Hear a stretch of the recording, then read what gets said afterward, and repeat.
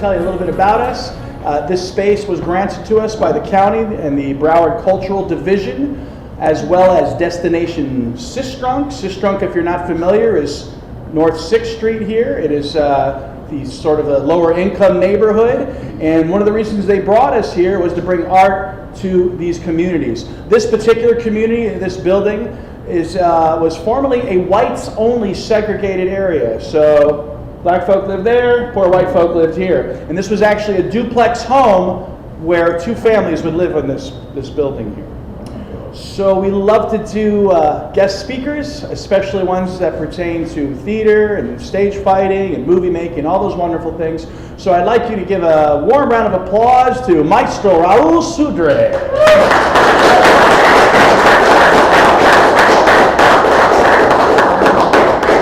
I met Raoul through a mutual friend, Narlisa, and we've heard some wonderful things about him. And I got to see, what was it, an induction ceremony is the word I'm looking for at Cornell. Do you want to start off with that? What was that about? Well, you know, I taught at Cornell for 20 years, and among what I was teaching was also taking care of the fencing department, and they inducted me in the Hall of Fame of the athletic department of Cornell, and this was what the induction ceremony. So they invited me to come back. This was about 6 months ago, 5 months ago, and they had invited students of mine from the past. There were about, I don't know, 200 or 300 that came from all over the world. That was really I got to watch that. It was it was very interesting to hear these grown adults talk about Raoul the way they do as their master and their inspiration. A lot of exaggeration. You know, a lot of us are in the entertainment business because something sparked us to do so. I like to say that Star Wars changed everything. It changed everything for pop culture and marketing and filmmaking, and it always stuck with me as something that I like. So what was one of the first things that prompted you to get involved in what you do? Well, I started fencing where I was born in Morocco, in Casablanca, when I was 6 or 7 years old. And in 1952, a movie came out. It was called Scaramouche. Okay, so 1952, I'm assuming that most of us weren't born then? You want to just tell the audience a little bit about Scaramouche? Well, Scaramouche was a movie that was created at the time. It was Mel Ferrer and Stuart Granger were the actors involved. And it takes place in the 17th century. It's very interesting drama, and at one point there's a fight, a sword fight that takes place in a theater, and the production is Scaramouche. And Scaramouche was in the Italian Commedia dell'arte.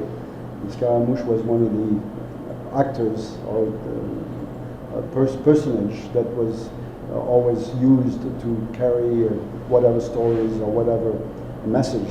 So during this play, at the end of the performance, the person who plays Scaramouche, who is involved in a very complicated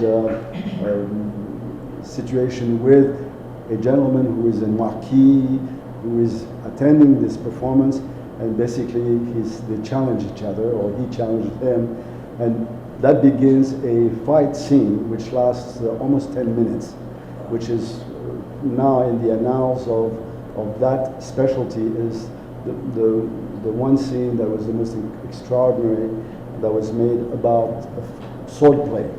I mean, there were others who were very good, like in Hamlet and Cyrano de Bergerac, the French Edmond Rostand's play. All these had some fantastic scenes, but most of them never really were more than 3, 4, 5 minutes. This one actually takes place for 12 minutes. So it's an icon. And I saw that when I was a little kid, and I was a fencer. And that year in 1952, I won the National Junior Championship. Wow. And at that time, my schoolmates said, well, you know, Raoul, at the end of the school year, we have to do a play. Every class had to do a little performance. So why don't we use Scaramouche, and because of your skills, you can be Scaramouche, and we can put this together. So we did. It was obviously 13-year-old kids trying to recreate a performance which were done by adults, but of course we all knew how to fence, and so we did that. And I thought, this is cool, this is interesting. So, that's the answer to the question. That's when it started. Well, let's take a look at Scaramouche here. We have a short clip of some of the fighting. Yeah.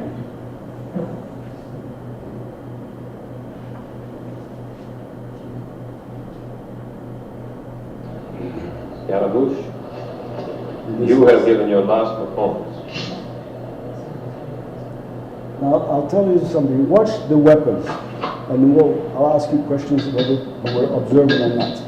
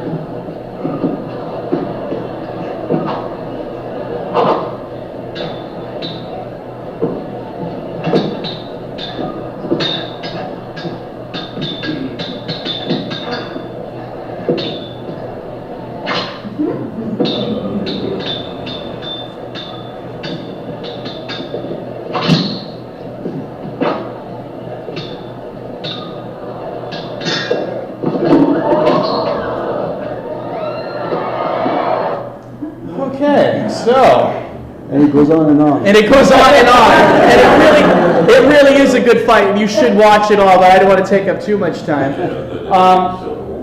So when you did see this first film, how did it make you feel? How did it really propel you besides, yes, I want to be a fencer? What were some of the feelings involved? Well, the first time, the reason I got involved into fencing, as it is, I think in all cases, when you have families and you have children, and the children usually end up starting to do sports or whatever activities that their parents have done. So my father had a milk brother. That's another thing that we don't have anymore. But his milk brother was the French national military foil champion. I'm going to have to stop you right there. A what brother? Milk. What is that? Okay. In the past, when a woman would have a child and she was not able to give milk, there are women who had children at the same time who would give their milk to the baby that the mother could not feed. And usually these were close by. Sometimes the wet nurse, what they call that a wet nurse, would be someone that nobody knew. But sometimes it was families who knew each other, and the kids ended up growing together, going to the same school and whatever. So I personally also had a milk brother, but my father had his milk brother, and because of his fencing, and my mother was a prima ballerina of the Opera of Budapest, learned fencing as part of her training. And so between the two of them, when it came to finding an activity, and it was when I was about 7 years old, and it was immediately after the war was over, World War II, they thought that maybe fencing would be a good thing for me to do. That's how I got into it. And then once I got into it, I accepted it because I was told that's what you have to do. But also I enjoyed it because in those days, all the swashbuckling movies and everything else were what the kids enjoyed going to see. And so it just made, so we fantasized. And we would play in the courtyard and with sticks and so on and so forth. So that's how I got into it. So you booked your first role as Scaramouche on the teenage stage, yeah, huh? Exactly. Well, it was like a 10-minute performance because we tried to copy the Scaramouche, and that was it. It was very successful. Everybody thought it was pretty funny and pretty cool.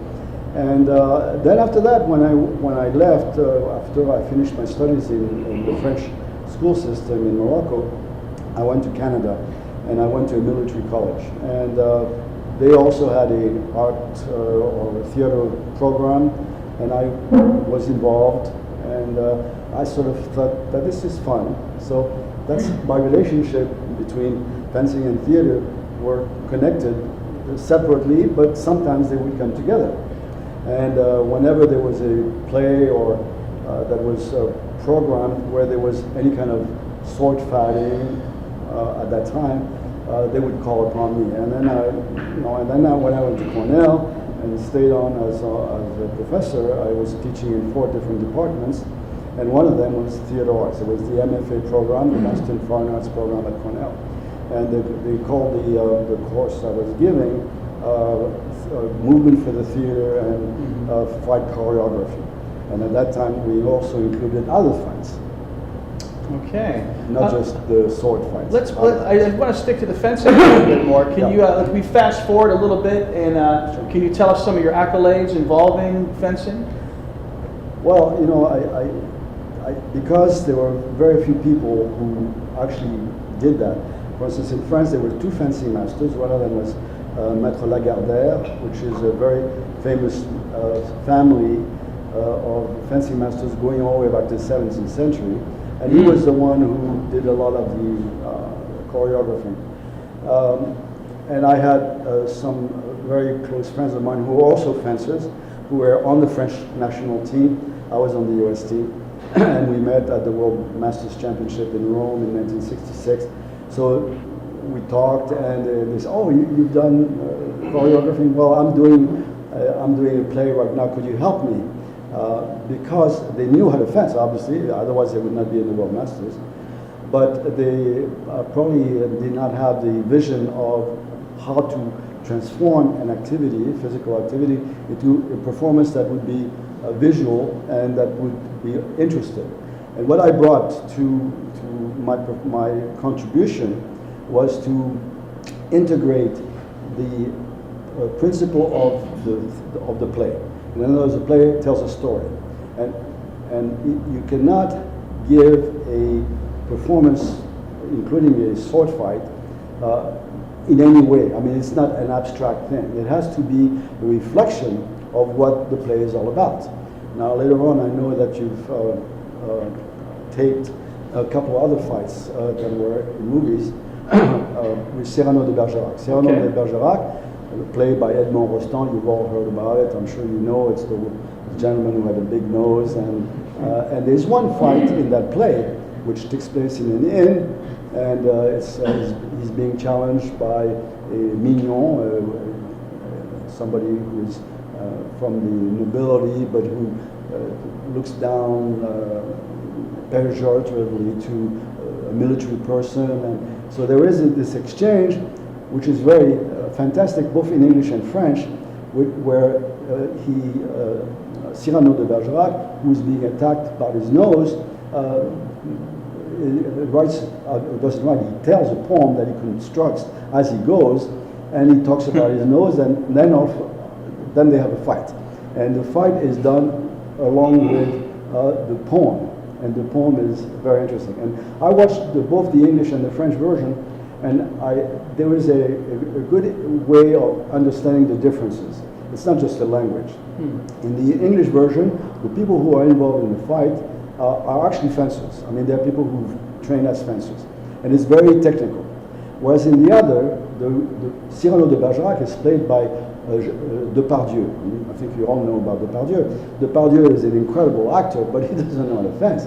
And so, but he's a monumental guy, he's very strong, and so on and so forth. So even though it's the same fight, it's the same, it has to be almost the same technique because the poem dictates the technique. When he says something in the poem, it has to be at the same time reflected by a movement that the actor does. And of course, with Depardieu, he does, yes, but he does it in a very rough way, whereas in the other one, very sophisticated. So this is what I personally brought to my involvement in that field, both in theater. I did a lot of choreography for plays in the United States, in universities mostly, and also I was called upon to help people in the movie industry in Hollywood and so on and so forth. But my contribution was not so much the fencing part, even though obviously I was able to do that, but to bring to the fencing part the other part, which was the composition based on the individual who was having the role. For instance, the morphology of the individual has to have an impact. The morphology of the person has to reflect. Sometimes the casting is not good. For instance, you all know about in the TV and also movie Steven Seagal. Now, Steven Seagal is a huge guy. He happens to be a technically very adept martial artist. He's a 7th degree black belt in Aikido, and he's very good, but he's very big. And for most people watching these movies of where he is performing, I would say everybody thinks that this is pretty nice, but there's something missing. The something missing is that the people who attack him, that he disposes of, are usually small little guys. And you think, this is, that's not what you would like to fantasize on. What you fantasize on is Aikido. Aikido, you take a guy like me, and I can take a guy like this guy over there, and I take him and I throw him all over the place. That's interesting. But to have him throw me all over the place, you can do it anyway. Not a big deal. So, anyway, so I did this with a number of, I had one of my students at Cornell was Superman, Steve Reeves. Now, it just so happens that he was very good as a Superman. I'm going to assume it's Chris Reeves. I mean, Chris Reeves. Yes, yeah, yes, yes. Christopher Reeves. Who Not had the an other accident. Superman, yes. Yeah. He had the accident, horseback riding. But like he was a good actor, but he was not very good at fencing. In fact, he was in my class, and he was probably not the worst, but he was not anywhere near of the best students. But he had other qualities and stuff like that. A lot of the movies where certain of these scenes took place, I got involved by accident. In fact, most of my life has been accidental. Everything that I've done has been accidental. And one of them, which is also my involvement indirectly with another movie, is Day of Black Rock. Well, let's stop you right there, and let's check out the Cyrano de Bergerac scene. Okay.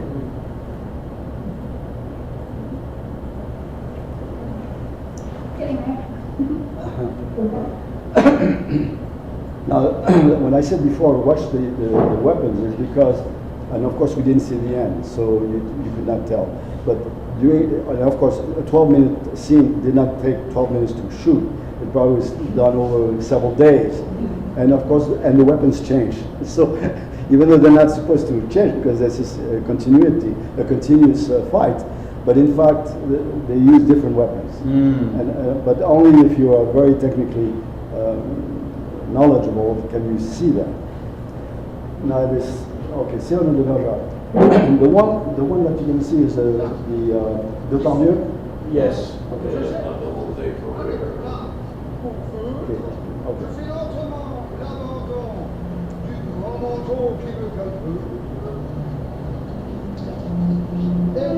Je tire mon espadon.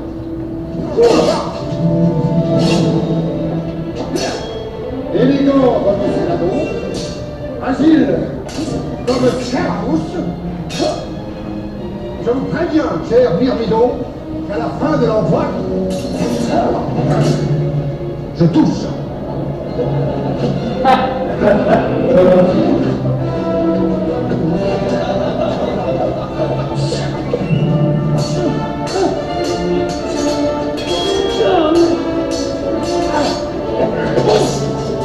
Vous auriez bien dû rester neutre.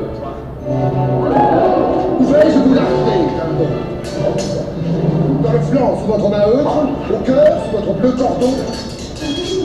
Les coquilles teintes. Et non. À point de voltige, une mouche, décidément, c'est pour peu d'eau. À la fin de l'envoi, je touche. Il me manque une rime en neutre. OP, plus blanc qu'Amidon, c'est pour me fournir le mot bleutre. Je ferme la pointe, donc vous espériez me faire redon. J'ouvre la ligne, je la pousse. Tiens bien ta broche sur la ridon à la fin de l'envoi, je touche. Envoie. Je demande à Dieu pardon, je carte du pied. J'escarmouche, je coupe, je crête. Et là, je... À la fin de l'envoi, je touche.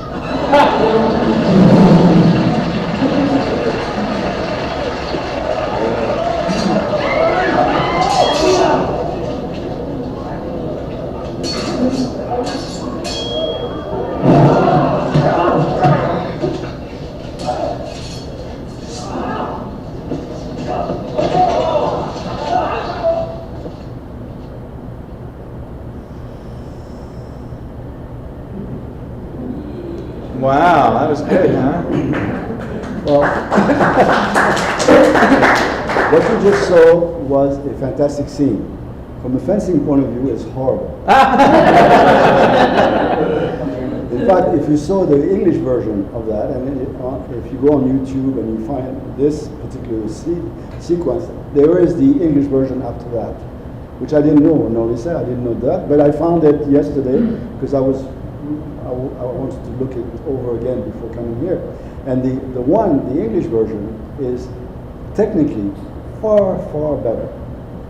Okay, but again, what's the point? The point is not to impress people who know fencing.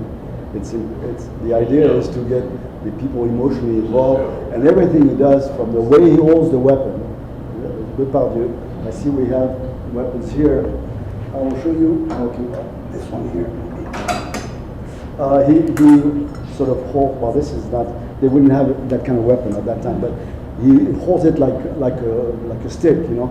And in fact, you have to hold it completely different. So there are many things from a technical point of view that are not very good. But at the same time, they're perhaps a little bit more closer to reality of the time, because fencing was not that sophisticated. In the 12th and 13th century, it was the beginning of fencing as we sort of imagine it today. Before, it was just using swords or sticks or whatever you could hold and try to beat the person's head off and so on and so forth. Then it became a little bit more sophisticated when the courts, the Renaissance, the courts in Versailles, people came in and they were all dressed up in nice clothes, and they had to have a sword because you had to show that you had to be able to defend yourself. And the swords changed. They were not the big, heavy metal blades and so on and so forth. So during this period of evolution, the fencing masters academy started 12th, 13th century in France, and then of course in England and places like that. So the evolution towards sophistication sometimes made it possible to do a play like Hamlet in a very sophisticated, the Hamlet scene is quite sophisticated. There are several of them that have been made, but they're usually pretty sophisticated. But that kind of fencing really was not, it really came later. It didn't.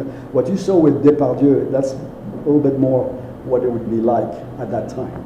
Yeah. And so to answer your question, my involvement, for instance, the University of Oklahoma in Norman has a very strong theater arts program, and then one of the professors that was at Cornell with me became the dean of the arts program, and then he decided to put on the Three Musketeers.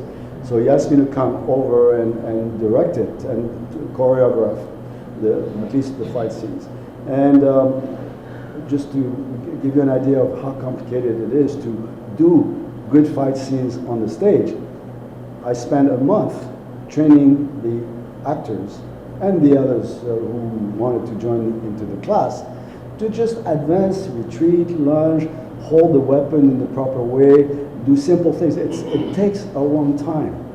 When Norisa asked me, says, well, can we do a demonstration? I said, you know, it would be like if this was a talk about golf and you ask Tiger Woods to come here and then you take somebody who's never even heard about golf or never played it and said, okay, here's a club, let's show me how to hit the ball 250 yards. You cannot do that. Behind that movement is 10, 15 years of study, and the best we can do is to actually prepare actors. It would take anywhere from 3 weeks to a month, depending on how complex the scene is, to be able to have a decent rendition. Otherwise, what you see, and that's what you see most of the time when you see Zorro and all these TV shows and some movies that you see that have sword fight, basically they're just sharpening their weapons. You know, all you see is click, click, click. Yes, yes. But you know, it doesn't make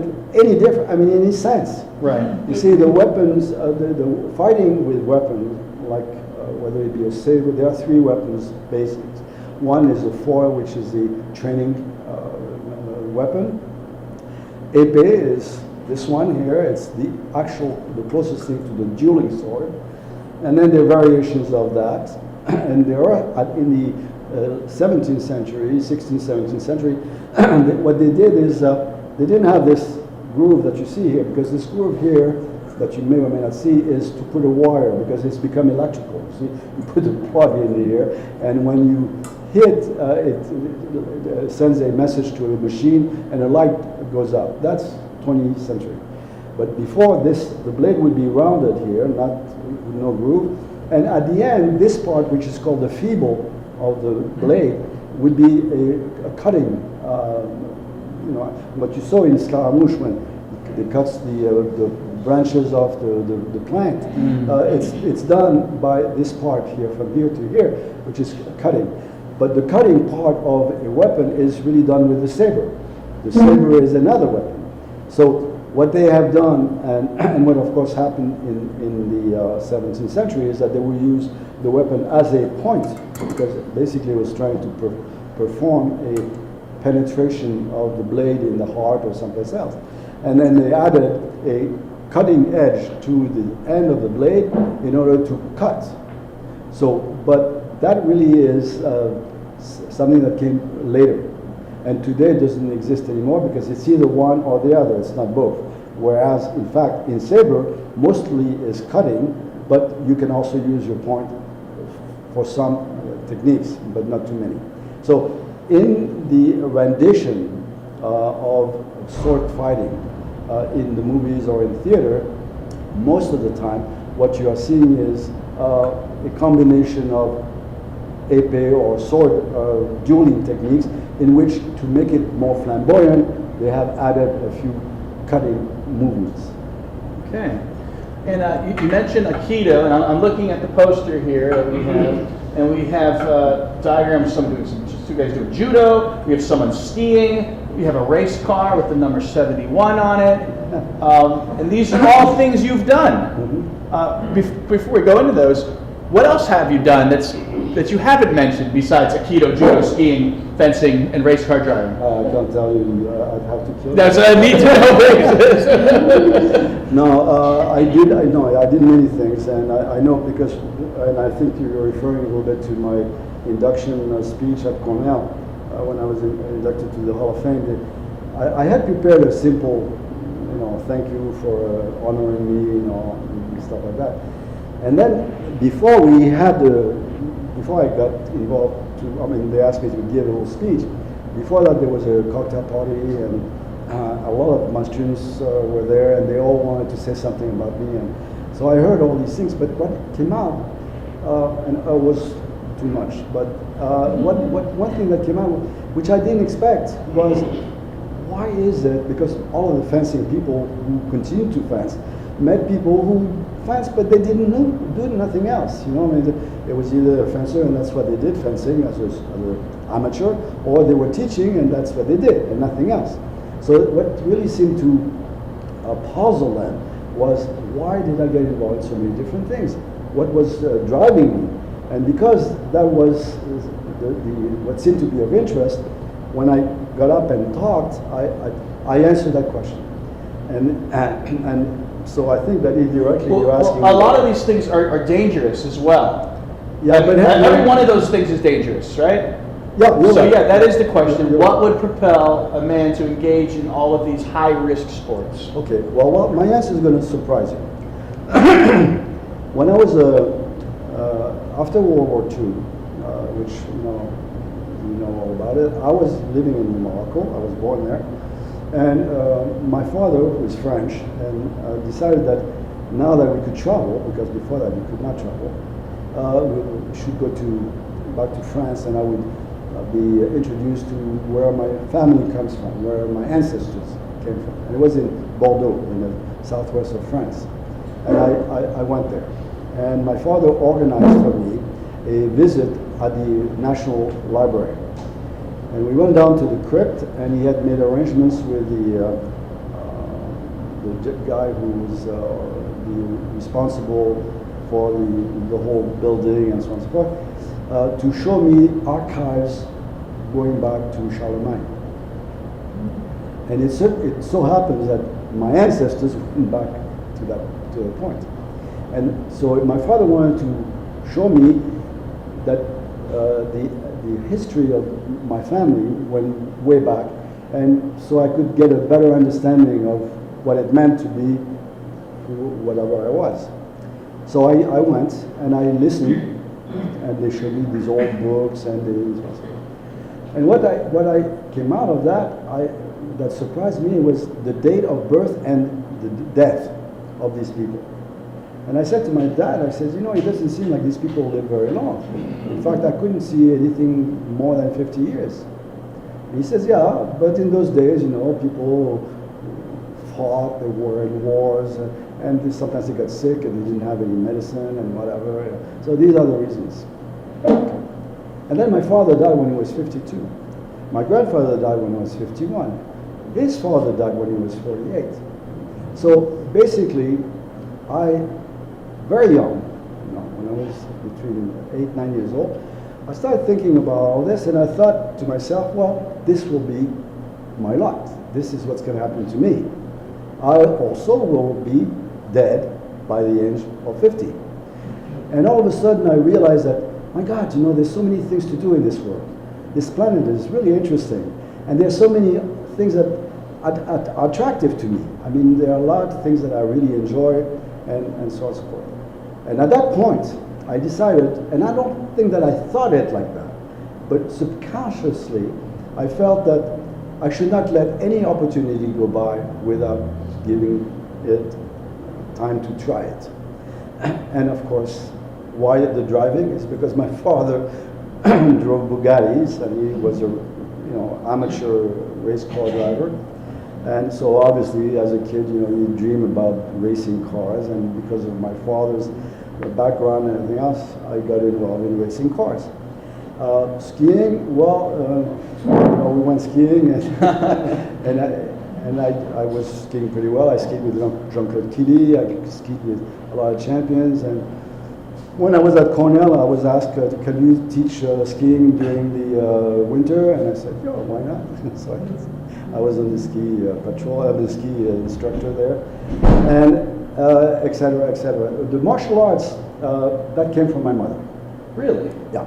My mother, when she escaped from Hungary at the time, in the early 30s, because she did not want to stay there anymore.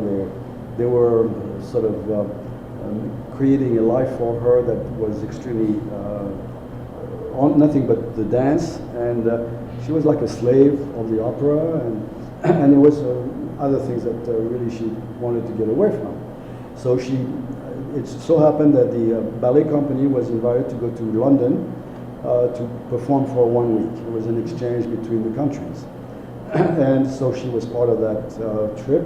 And when she was in London, she escaped with the help of the London Region Ballet. And for 2 years, she stayed in hiding because they were trying to bring her back. She was supposed to be a national treasure, and the Austro-Hungarian Empire, they wanted to get her back.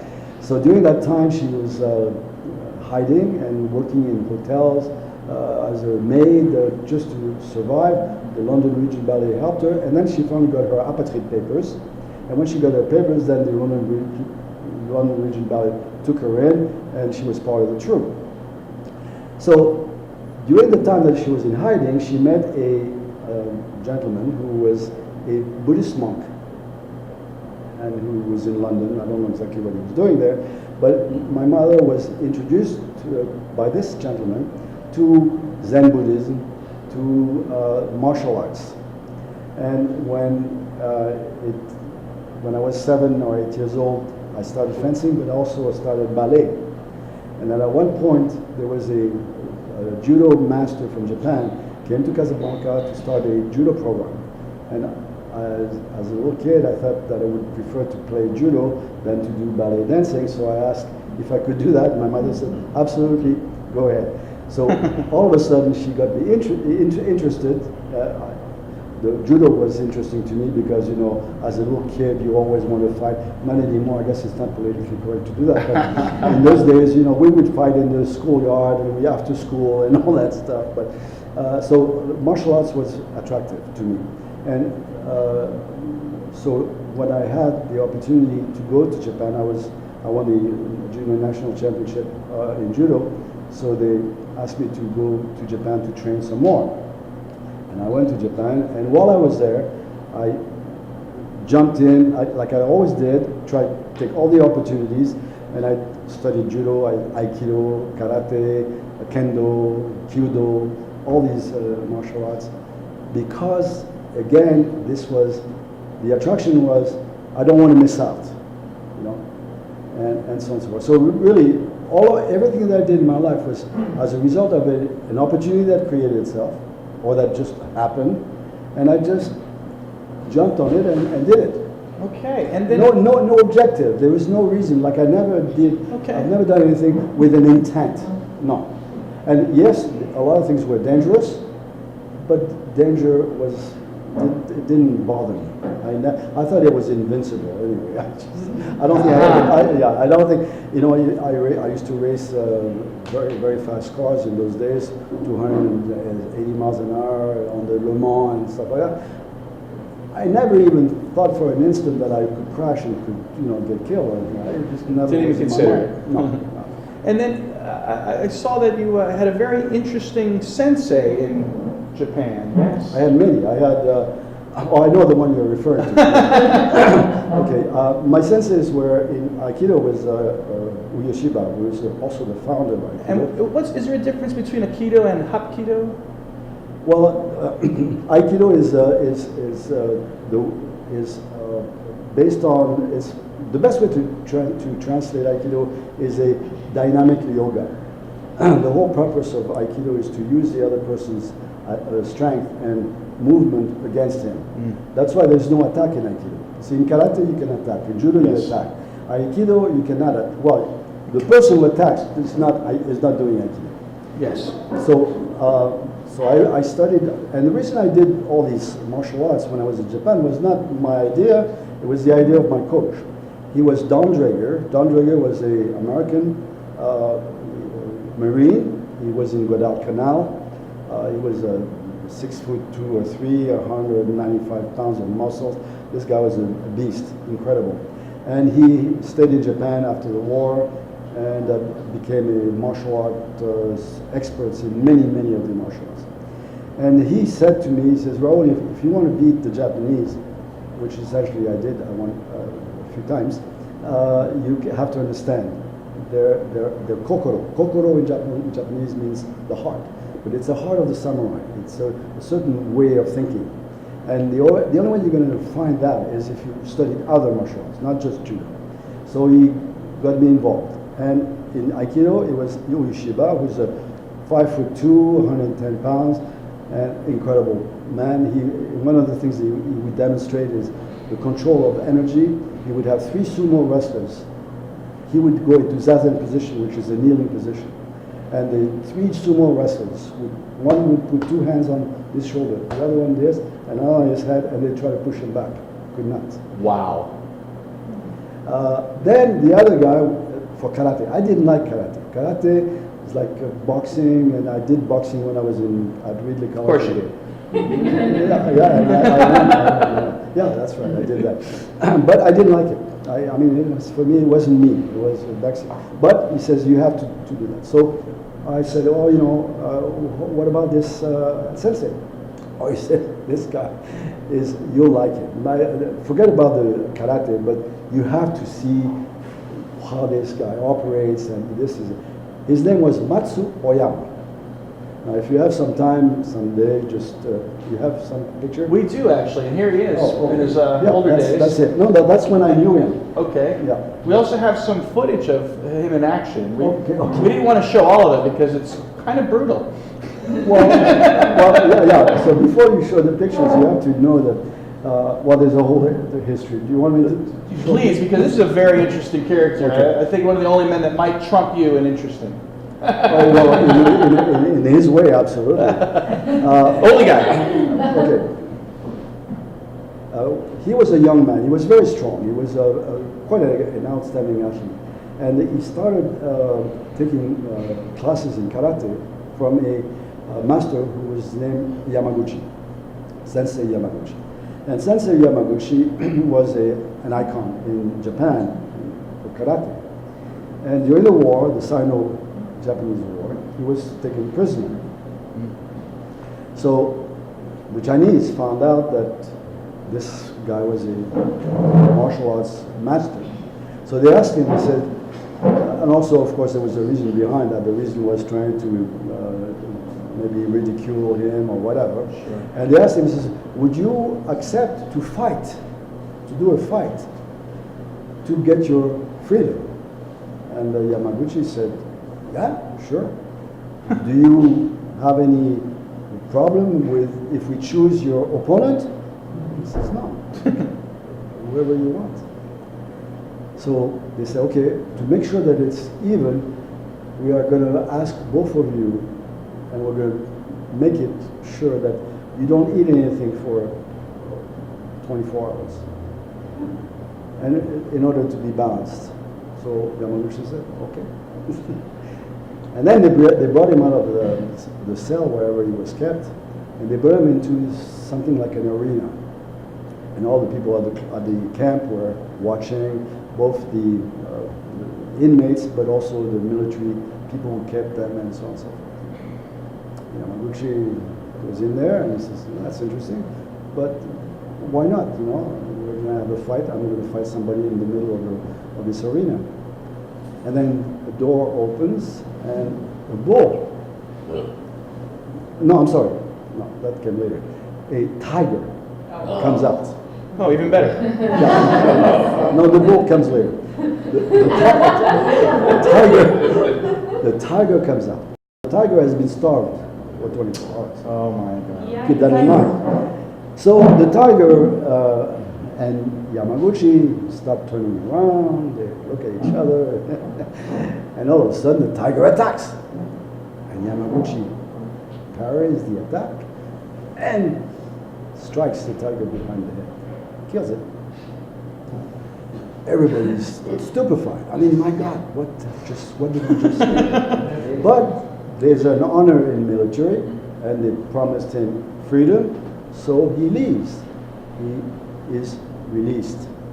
He goes back to Japan, and of course, this story comes with him, and he becomes a god for the Japanese. He continues his teaching, and the Japanese tenderly call him Yamaguchi the cat.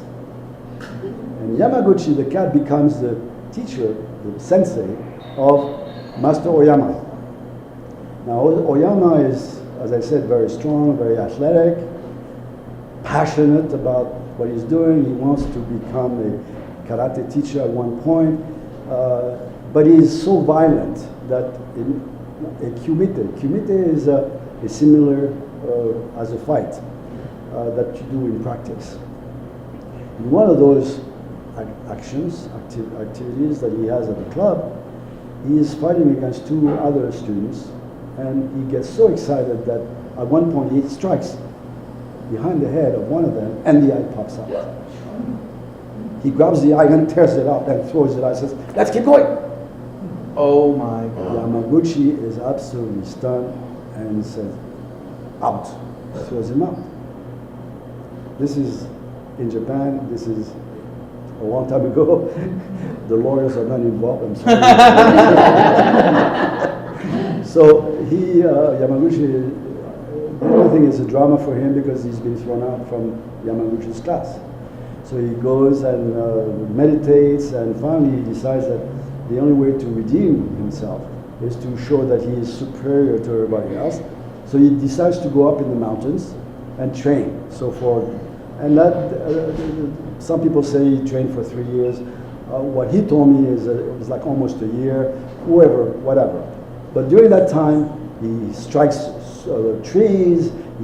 If he finds an animal, he tries to fight against the animal. Anyway. And he comes down from the mountain before the All Japan Championship, which of course is entry, karate. As he comes down the mountain, there's a village on the way from the mountain. He hasn't had a beer or anything like that all that time that they've been in the mountains, so he wants to have something. So he goes in, and of course everybody's scared of him. He looks like the Yeti, the abominable snowman. It looks like, and apparently some altercation comes in, and the legend says that he wiped all of them out. And I asked him, I said, "Sensei, did that really happen to you? How did you do that?" He says, "Oh, it was very difficult. I got a heart attack, but I recovered, and then I was able to beat them." So he was his humor was fantastic. Another time I asked him, I said, "When you're in the mountains, you were meditating under ice cold water, cascade. What did that do for you?" He said, "Oh, it permitted me to get strong."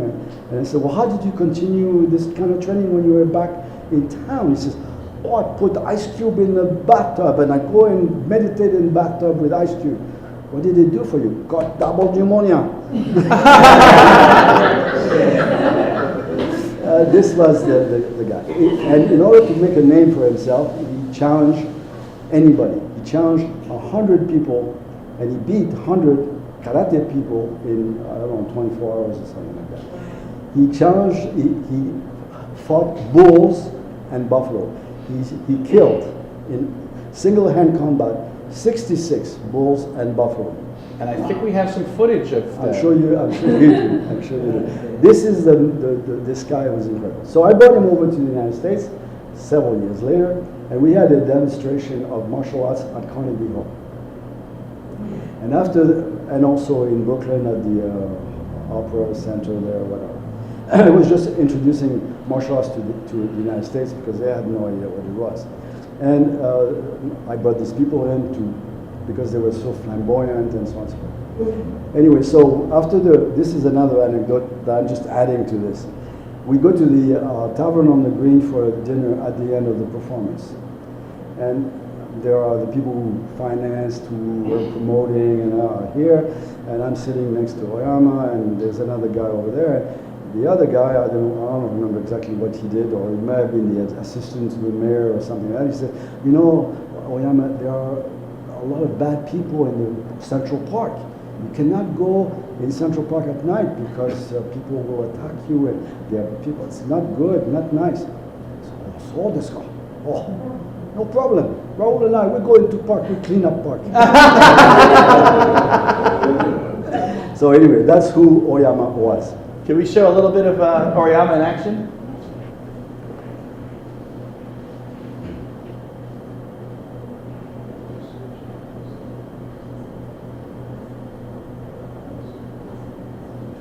Watch what he does this bull. Fight to the bull. Yeah. He kills them by hand. Like he was fight to it, right? He's so powerful that there's footage of him chopping the horns off of the animal. Oh wow. You know how he trained for that? He would go to the slaughterhouse. And in those days, in the slaughterhouse, they used a hammer to hit the animal on top of the head before they cut his head off. And Oyama would go there and tell the guy who had the hammer, says, "Let me do it." And he would do it. The animals would come down, he would kill them with his fist. That's how he trained for these challenges.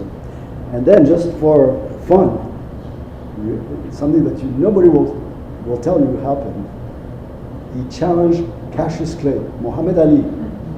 He said that he would fight Muhammad Ali with one hand tied behind his back. And Muhammad Ali never accepted. Smart man. I think he saw some of these. He saw pictures. some of the footage. So we were talking about the Aikido, and then you had mentioned a film called Bad Day at Yeah, Bad Day at Black Rock. Well, there were many, but that's another one that was accidental. When I was a student at Ridley College in Canada, St. Catharines, Ontario, the head of the military part of the college was a Canadian origin, I think from England. Major Eagleton was his name. And he had some friend of his, and who was in the movie business, and they were preparing a film with Spencer Tracy and Ernest Borgnine, and these kind of actors. And this takes place in the West, maybe in Arizona, in a godforsaken place. And it has to do with a murder and so on and so on. But anyway, the scene that has to be put together involves the central character, played by Spencer Tracy, who has only one arm that he can use. I mean, he can only use his right arm. His left arm has been damaged in the war or something like that. And very difficult to try to choreograph a fight scene against a bully with only one arm. So that the only way we can do that is if we use techniques that are, and at that time, I'm talking about the 50s, not 54, 55, whatever, martial arts are practically unheard of or unknown in America, Canada, and the United States. And I came into Ridley, to college, I was already a black belt in judo.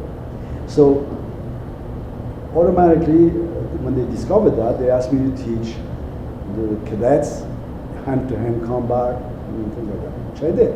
So Major Eagleton meets this guy who has a problem with finding somebody who can direct this fight scene.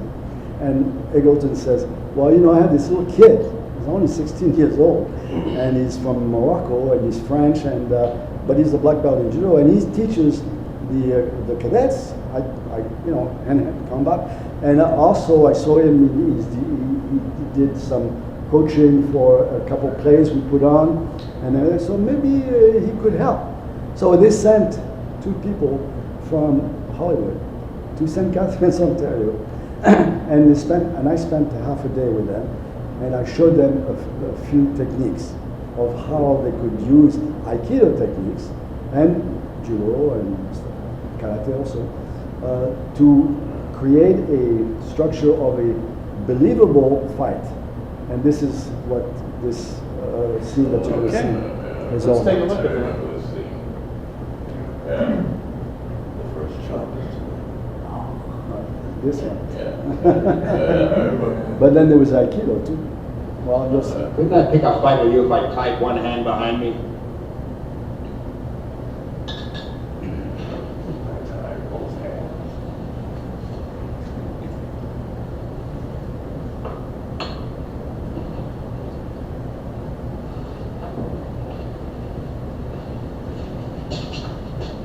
If I tied both hands,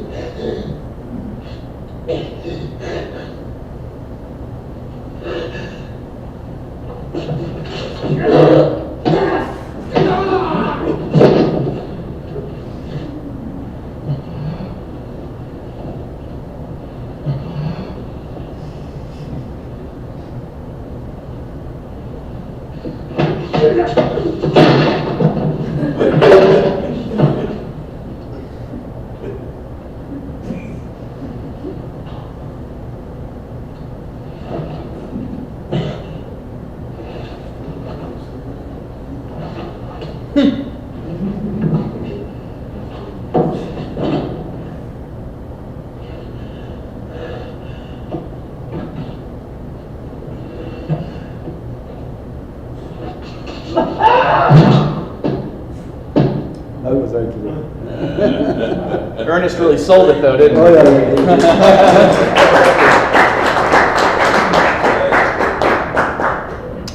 Well, we have a lot of people here who are involved in theater and film, and I wonder if you could go into a little bit of detail of what you actually, some specifics maybe that you engaged in on stage or backstage, and maybe some advice that you can give to actors who do things like this. We have coordinated a couple of fights in some of our productions. So. Well, the first thing you have to do is to make sure that whatever fight is constructed around the actual message of whatever it is. In this case, there's a bad guy, a good guy, blah, blah, blah.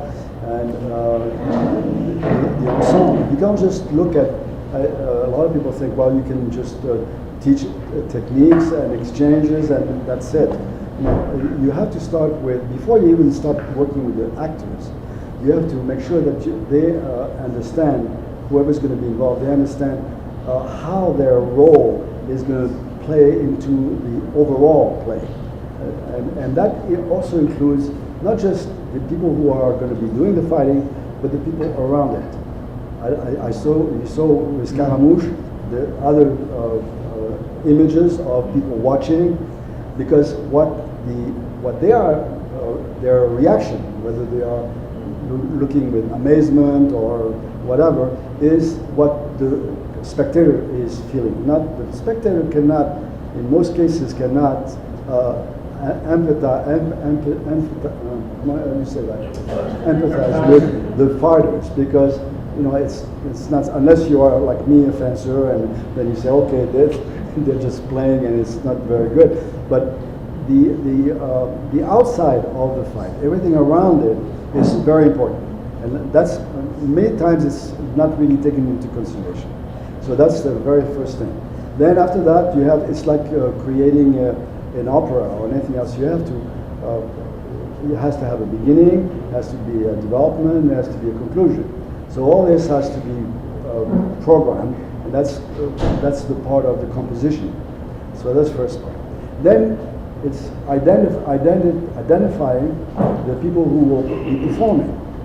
Now, if you say, okay, well, this guy is a very good athlete, so he's going to be good at this, but no, that's not the criteria. The criteria is, does this morphology represents or is symbolic of what this person's character is supposed to represent?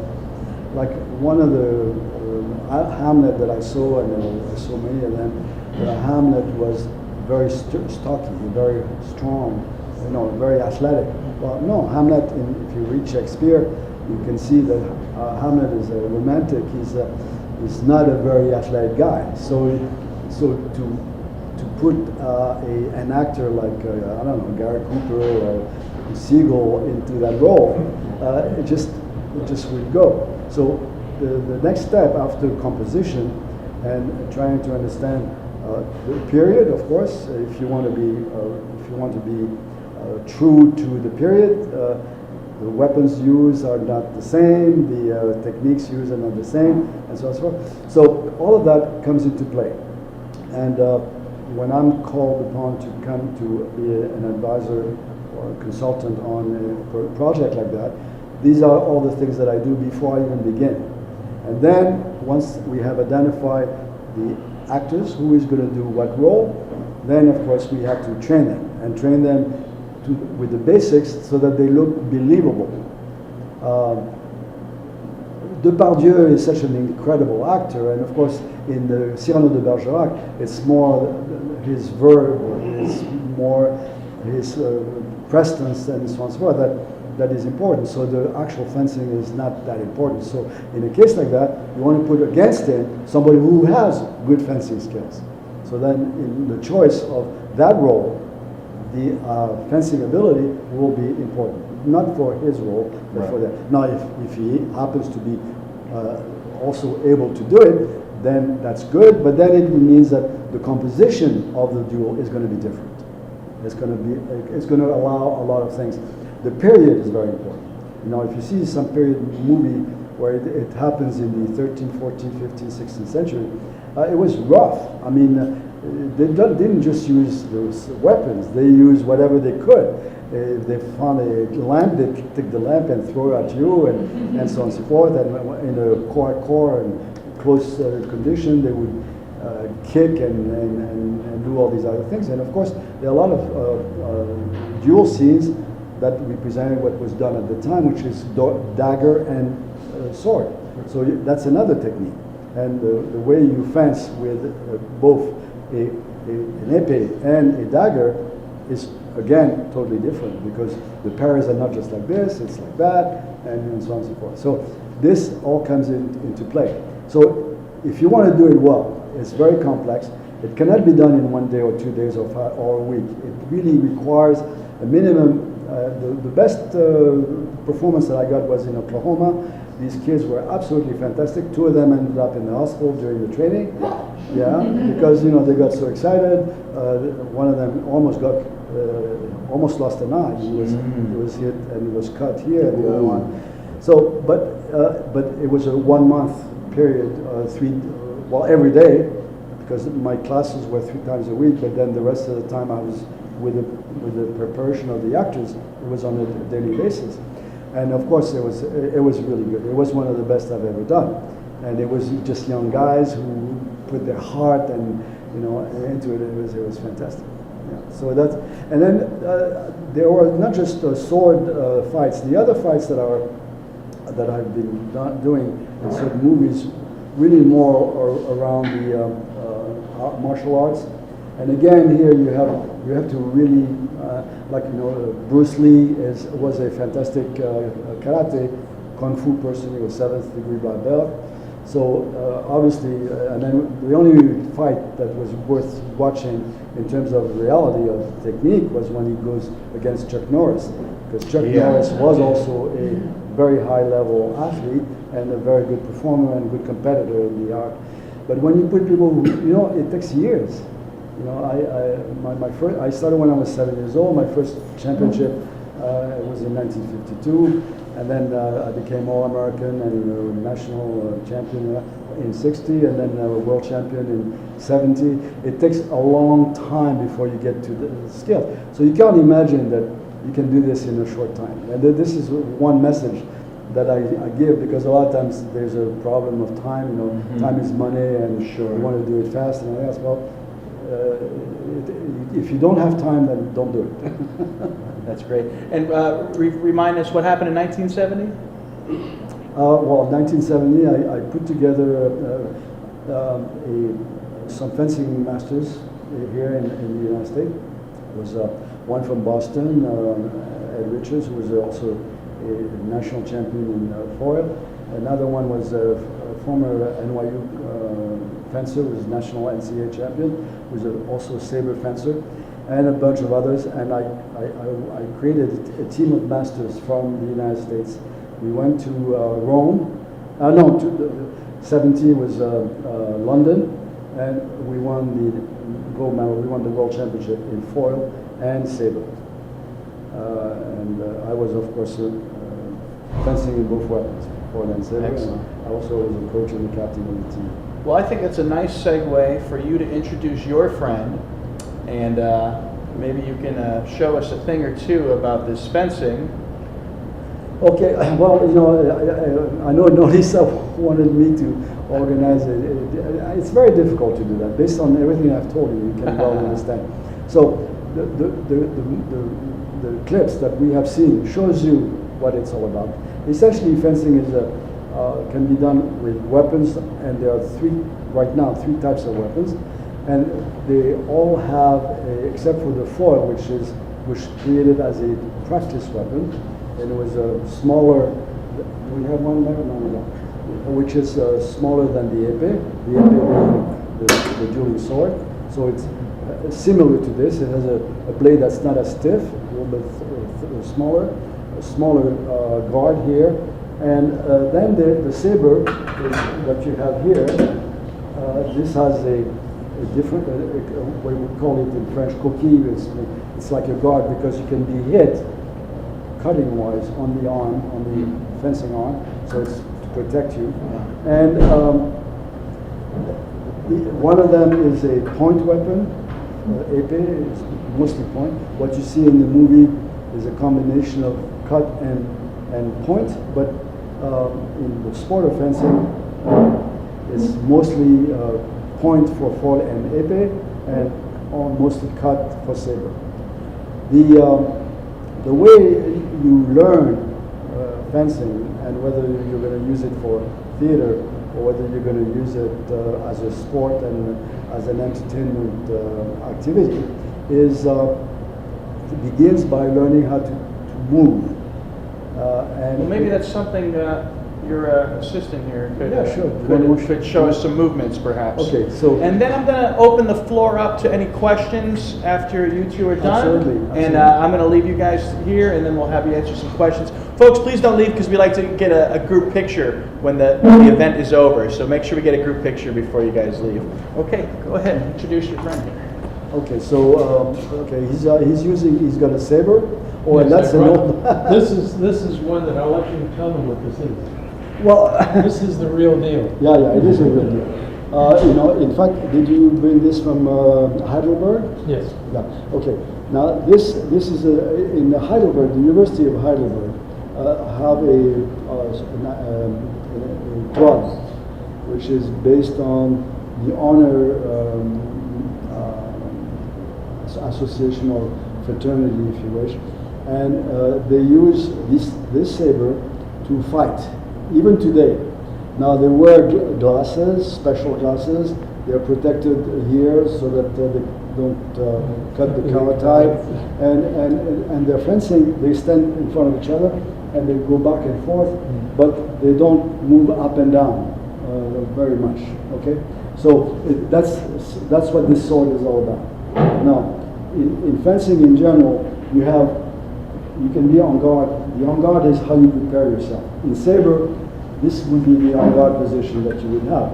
And the reason you're doing it is because you've got the point towards your opponent. The guard protects you from being attacked on the outside. And if somebody wants to attack you, and of course they will, it'll have to be within this path. So let's say he attacks me to the head. Okay, now when that happens, I am able to parry, and the way I would do that would be to bring my sword in this way and block the attack over here. So once you come and out, and let's say attack, okay, and go back and down. Now, when you learn how to do saber, you will learn how to hold the weapon, which is the way he's doing it, with a slight turn to the outside. Now, if you see somebody like Depardieu in the movie, he holds the weapon like this. You would never hold the weapon like this. I mean, you would be dead before you could even begin. So these are small details. So if you want to really hold the weapon correctly, in saber, that would be it. Now, in épée, now this is an épée. So you see it's a little bit different. And this one, it's a good one because it's right-handed. And this one is a different. It's got what they call a pistol grip. Yeah. It permits you to have a stronger strength with the weapon. Now in épée, this is a French grip, and I would hold my en garde position here, not here. Here would be saber. Here it would be foil and épée. Now in épée, I can hit the person anywhere on the body. I can attack him and hit him on the foot, or I can hit him on the head. In foil and saber, it's the head and the trunk, and in foil it's the trunk, not the head, not the legs. So if you hit somebody in foil, let's say here, it's called outside of target allowed, it doesn't count. But in épée, anywhere counts. In foil and saber, they are called conventional weapons, which means that the attack is preferred to the defense. So this is a foil, let's say, or it could be a saber. If I attack by making a big lunge, for instance, he has to parry in order to be able to hit me. If he decides not to do that, if he hits me as I'm attacking, his will not count. His point will not count. So the reason, this is why they call it a conventional weapon, because there's a rule. The rule is preferring the attack, and if you want to regain the right to hit, you have to defend by parry. The parry, which allows the riposte.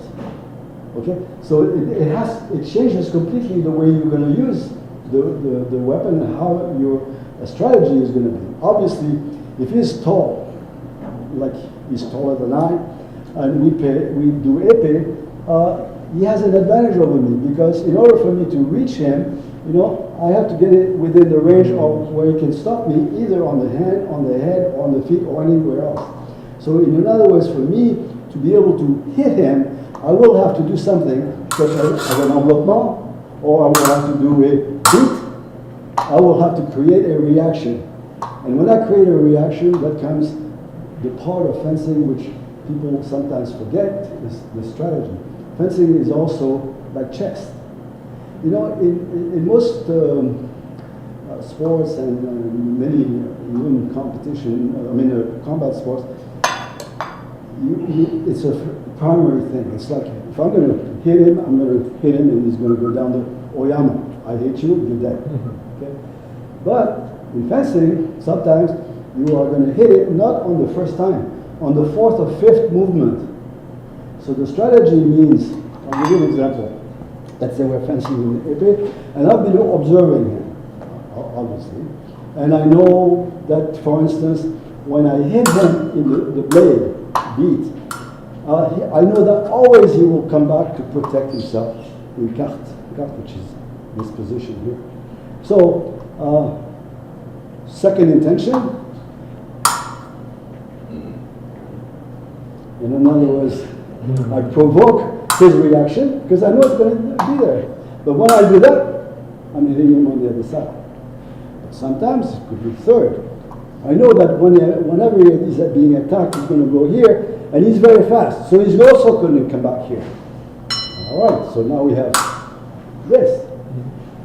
In other words, I anticipate the fact that he's going to do this and that, and I'm launching my attack, not trying to hit on the first one, but trying to hit on the third one, or fourth, or fifth, or sixth.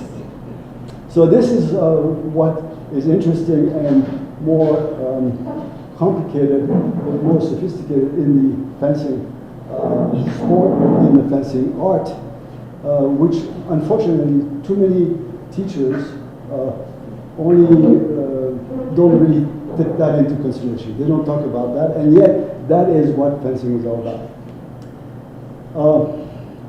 As I said to Norisa, it's very difficult to give a demonstration. And I could ask one of you who's never fenced before, come over here and do something. But what are you going to do? You're going to come here and you're going to hold this like this, and you're going to cannot be done. Okay. Any questions? Okay, now's your chance, folks.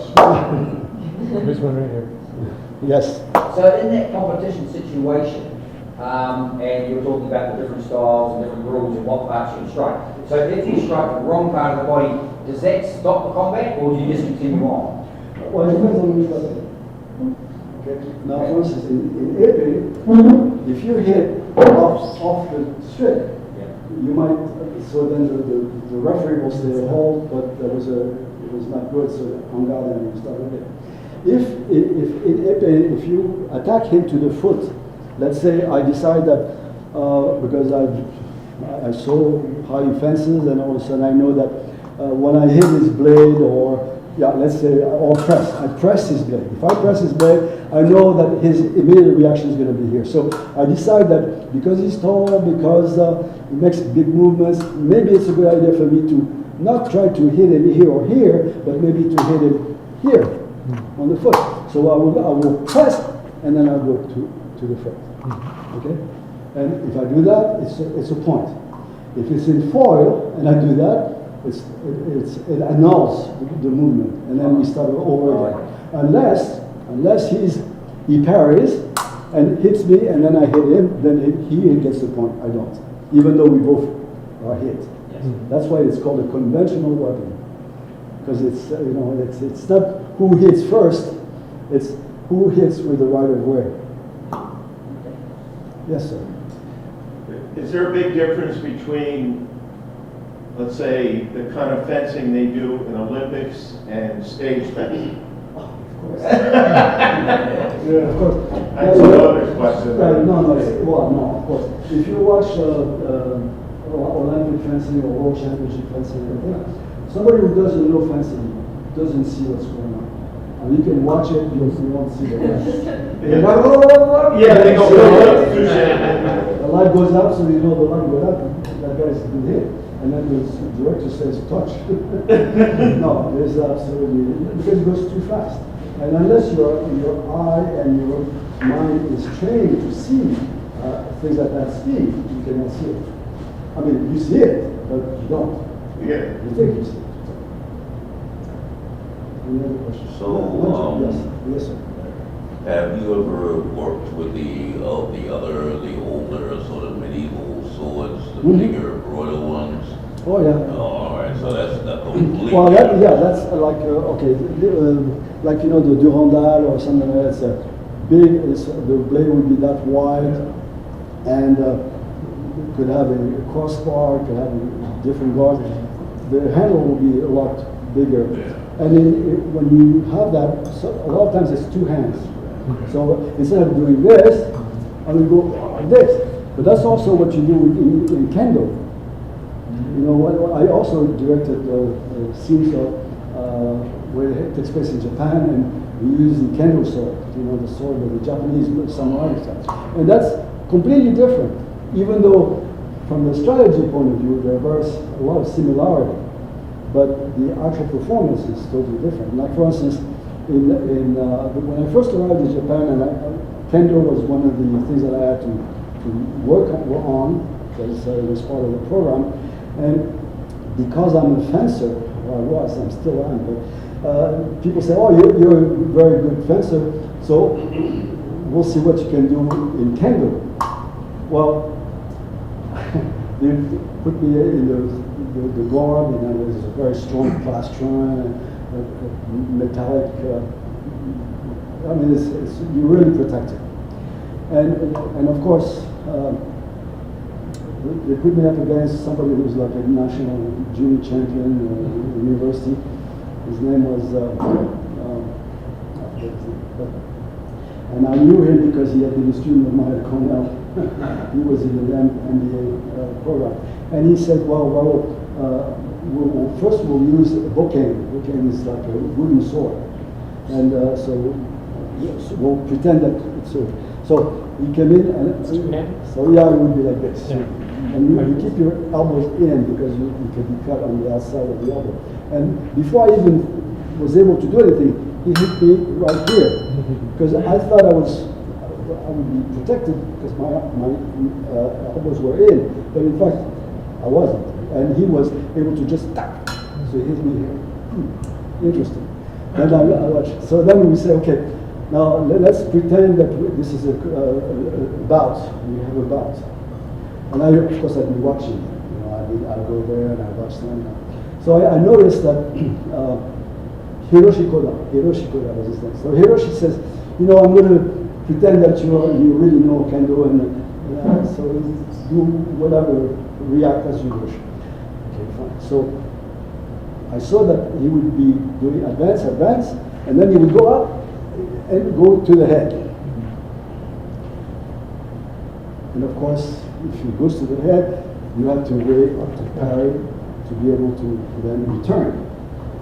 But I knew that I wouldn't be able to do that very well, because it's not my sport. It's not something that I've been training 7 hours a day for 10 years. So, but there is something else that I do that he doesn't know. But in fencing, when you have somebody who does a very spectacular preparation, we have something that is called a stop thrust. So, to make it very simple, I kept my distance, wouldn't let him get too close to me, and then when he actually prepared his attack to my head, actually even harder than that.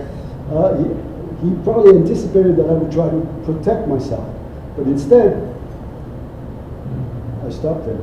And he said, my God, incredible, you got it.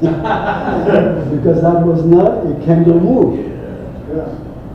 Because, when you stop, you might be hit. And in kendo, you don't want to be hit, because if you're hit, you're hurt.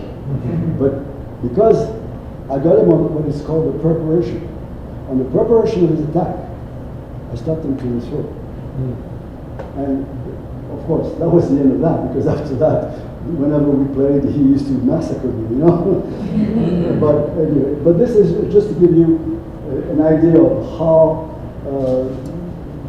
some of the weapons can be different. And then, of course, even though the technique is very different, sometimes the strategy is somewhat similar. Yes, sir. Yes. Of course, when you're fencing, you wear protection. But when you're doing stage fighting and you're training for stage fighting, what do you have to say about safety, maintaining safety? Do you have special instructions or procedures? Yeah. The first week, let's say, when we start doing at the beginning, maybe the first few days, it's only movement. Okay, so the movement advanced, retreat, lunge. I can't lunge because but show him what it looks like. That's the lunge. They put an attack.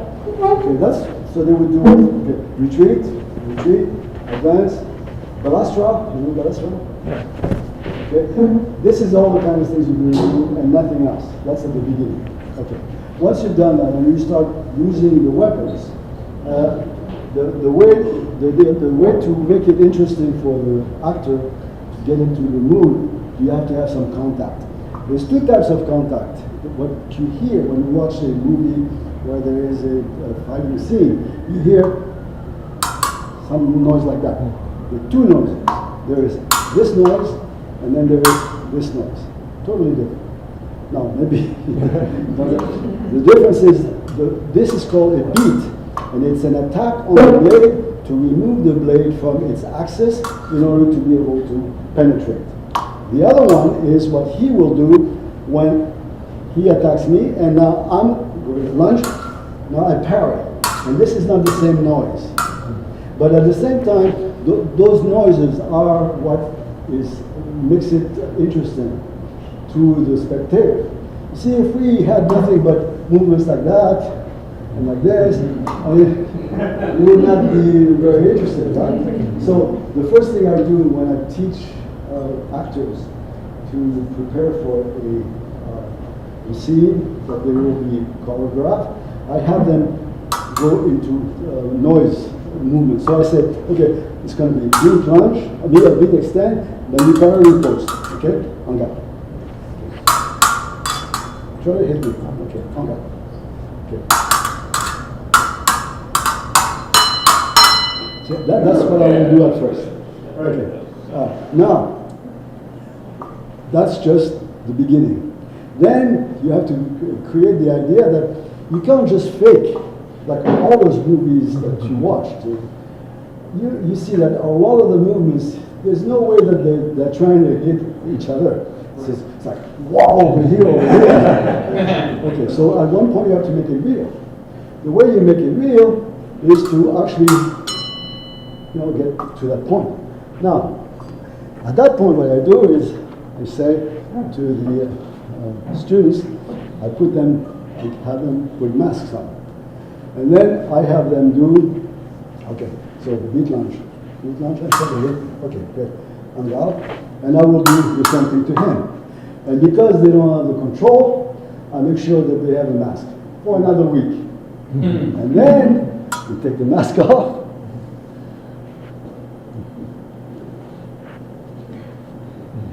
And now we do the same thing, but without a mask. So by that time, they already have been trained to do a certain movement, and when I feel that they have some sufficient control, then I take the mask off. Because obviously you're not going to go and see the Three Musketeers or Hamlet and the guy puts on the mask. Okay, so it has to be for real. This is why those two students of mine in Oklahoma ended up at the hospital, because they got so excited that, So, does that answer your question? Yes, that's very good. Okay.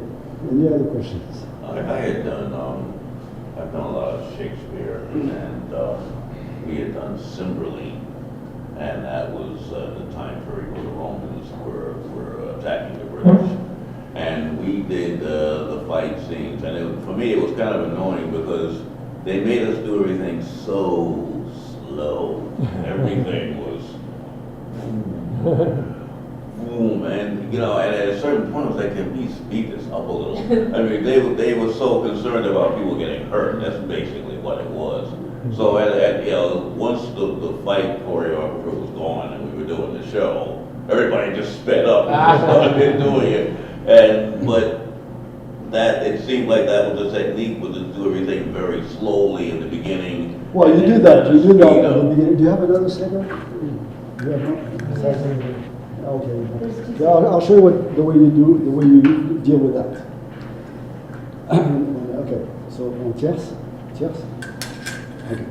Now, I will create a sequence. The sequence will be, I'm going to hit it here, which is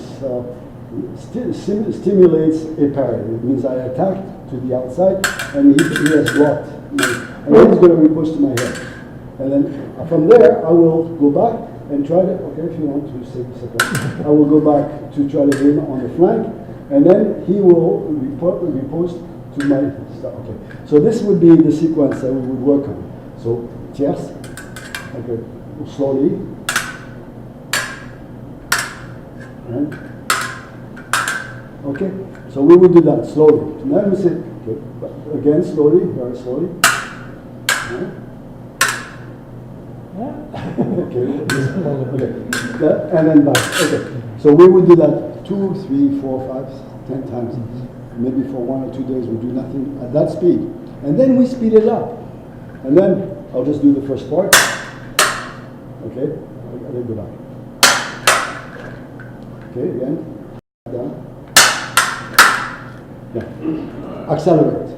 Okay, and this way, little by little, you get to the point that it looks believable, but it's still safe. So I wish you would work on that, because the time you did it the first time, that was us speeding it up. Yeah. No, but you don't want to do that. There's a process. You don't just go from start to go just overnight. I mean, there's a process. If you don't do it, then you have some problem. You will have major problems. You can really mess up people badly. Any other questions? On other subjects, I mean, we're not talking about other things. It's fun. So you got to work with Lee Marvin and Ernest Borgnine and well, yeah, I worked with a lot of actors. The thing is, and for those of you who are passionate about the film, you might want to look and try to find my name on some of these, but you won't find them because I never wanted to be a part of the union. When I was teaching at Cornell, I was there for 20 years. I would be asked to give advice and consult on movies in Hollywood and in New York and stuff like that. But I would never appear on the roster because in order to be able to be recognized, I had to be on the Actors Union or something like that. And I had an allergy to that. But I did work with a lot of these people. On the set or something, sometimes simply giving the person who was the official coach, I worked with him, and then he himself worked with the other. Because it was not my number one activity. When I was a professor at Cornell, I taught in 4 different departments. I was racing cars, I was racing skis, I was doing many other things. So it was not my job. I mean, I did it, and I did it very well, but did not do it for recognition. They did pay me, so that was the only, positive part of it. Yeah. Yes, sir. Did you ever take your car racing to a professional level? Did I what? Did you ever take your car racing, your car driving to any sort of professional level? Or was it just like a...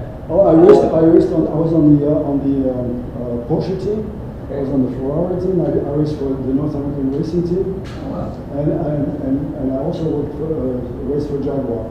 The Porsche was French Porsche, the French Porsche team. So, Okay. and then the Ferrari was with Mario Andretti and Roger Penske with the North American racing team.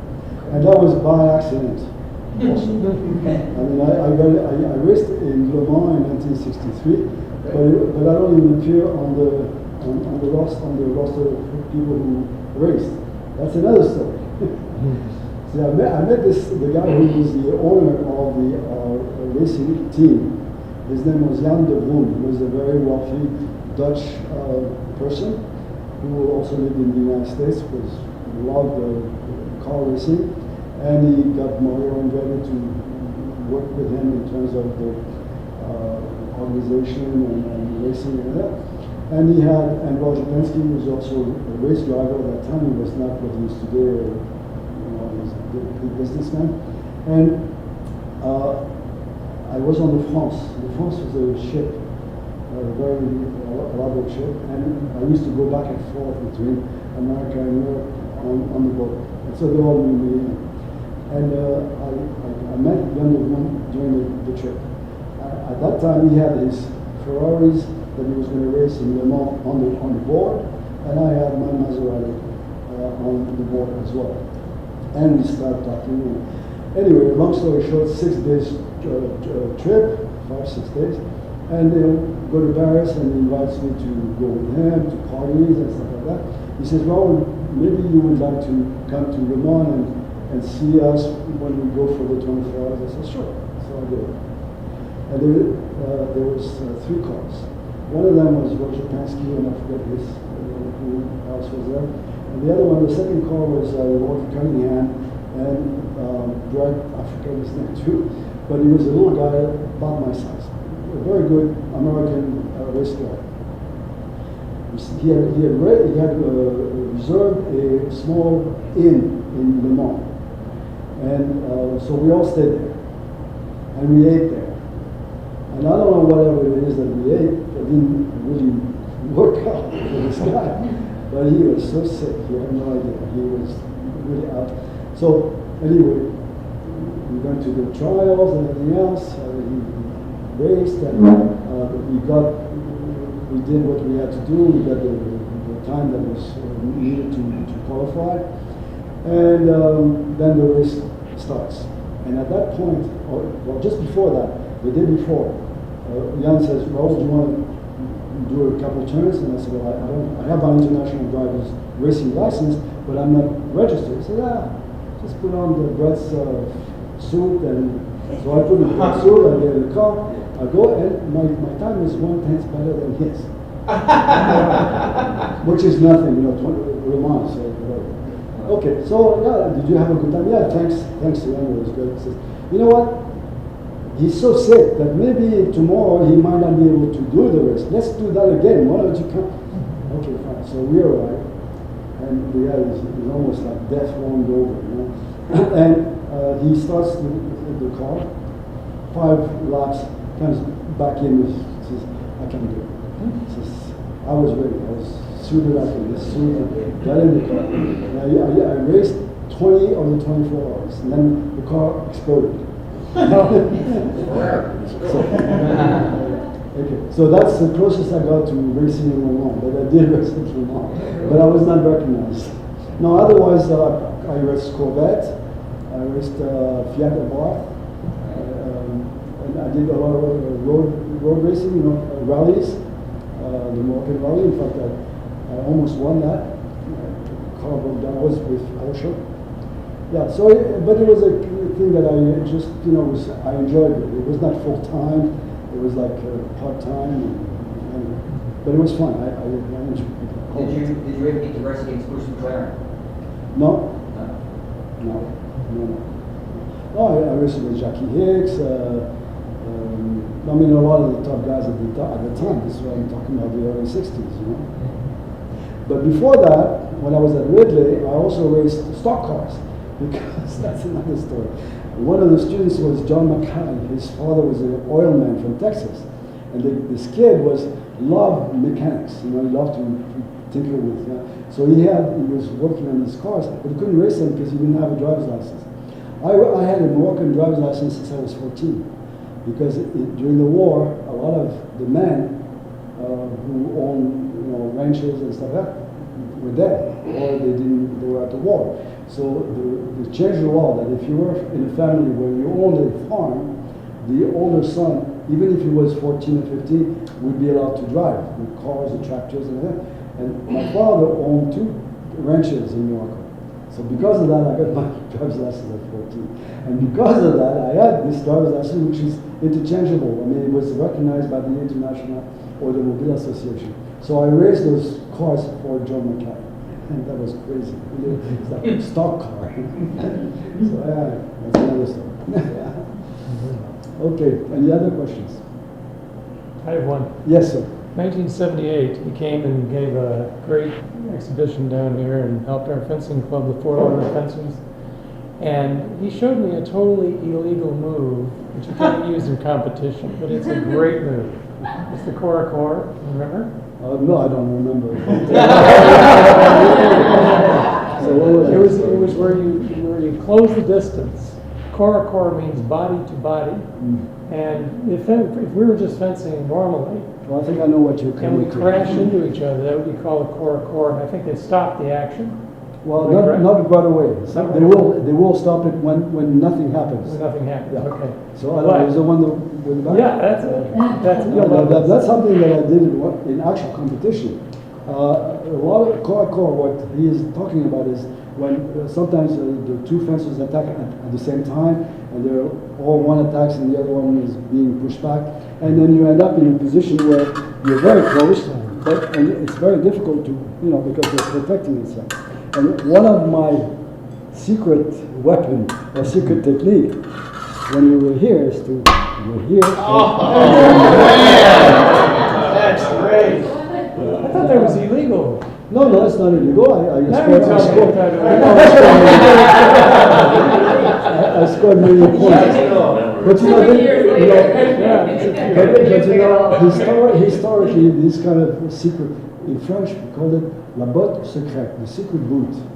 And the secret boot was a technique that people who were fighting for duels and else had. And one of the most famous one is called Jarnac. Jarnac, a Marquis de Jarnac. Anyway, one of the noble people at the time, who was a very famous swordsman, he killed a lot of people in duels. In fact, at one point, somebody brought this up to me today. The king made the duels illegal because he was losing half of his people, nobility. And this is, I'll show you another one of in a Korakor. So in Jarnac, even in real duels, people would end up in a Korakor like this. And what Jarnac did, he would grab the person's hand, go in between his legs, and cut his tendon. Nice. Just another anecdote. Yeah. Any other questions? Okay, I want to thank you guys. Everyone, Gene Tustin. Thank you, Gene, for coming. Ladies and gentlemen, Maestro Raoul Sudre, thank you so much for coming. And I'm Ed Casas. Feel free to mingle and eat.